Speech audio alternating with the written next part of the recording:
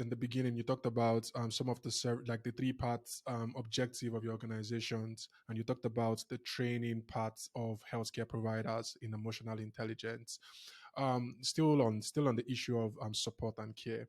How important is that training of the emotional intelligence training for healthcare providers, and what impact does it really make? So, just to provide some context here, we did not always used to do this training for healthcare professionals. Um, this training was born out of being responsive to the things we had on the field.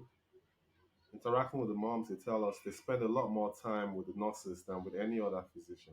Yeah, Hmm. spend time with the nurses in the antenatal clinics, spend time with the nurses in postnatal clinics.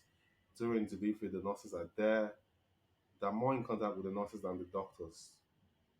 The interactions they have with the nurses can increase the anxiety, can push them to depression, or can help them feel supported and empowered as they go along the journey. So we heard a lot of stories, moms saying, nurses saying mean things to them, being condescending, making them feel worthless. We spoke to the nurses said like, hey, they're overworked, overwhelmed, they have their own baggage, they have their own things going on, they're underpaid, they have stress in their own family life going on. And so we said, there's a problem here. If the nurses cannot provide support for the moms because they themselves have emotional problems that they're not processing or do not know how to compartmentalize, then we need to teach them how to do this. Help them see the moms as clients, as customers, help them, know how to process their own emotions, deal with their own stress better, so that they're not pouring over into the moms this negative energy that makes the mom feel worse.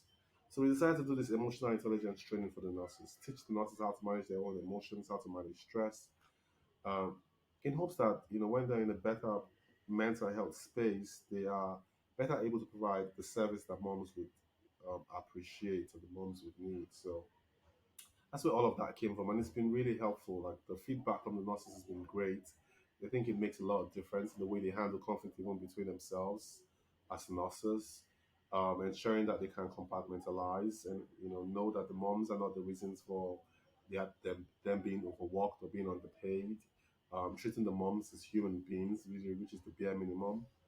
Treating them with respect, that makes the mom feel better, makes the mom trust them more, makes the mom feel free to open up to them when they struggle with mental health challenges because they know they're not going to be judged, they're not going to be yelled at and things like that. So it's made a ton of difference. And this year we're excited about continuing that work. We plan to train at least 500 nurses across 20 hospitals this year. We've started the work because our goal this year is to go to 20 hospitals and screen up to 5,000 moms and then provide training for 500 nurses. So, and it's looking good, and I'm excited about the impact that it would make, not just on the moms, but on the healthcare system in general in Lagos State.